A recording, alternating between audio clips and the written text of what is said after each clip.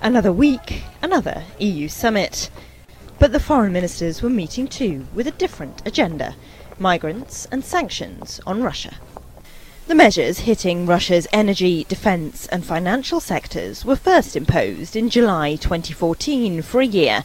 Now they've been extended to the end of January 2016.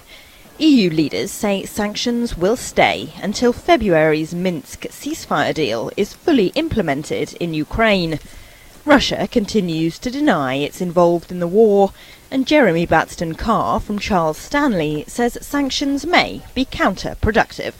The more pressure brought to bear on Russia from outside tends only to coalesce support on the part of the Russian population for Vladimir Putin and the Russian authorities. So to some extent, the more pressure the West applies, the less successful it is in destabilising the Russian government. The move comes after Belgium announced it has unblocked Russian state accounts. They were frozen to cover a court settlement compensating shareholders in Yukos. The now defunct oil company was once Russia's biggest oil producer. But after its owner Mikhail Khodorkovsky fell foul of Putin and was jailed, most of its assets were acquired by state oil firm Rosneft.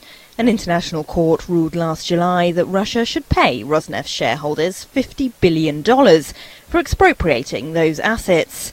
For President Putin, the decision is just another attempt by foreign authorities to attack Russia. And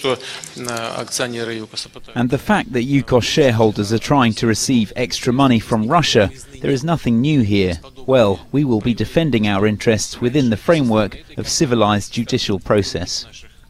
Despite Putin's defiant tone, sanctions have had a real impact on the Russian economy. Middle-class shoppers are missing European wines and cheeses, while capital flight has soared and interest rates have jumped to 11.5%.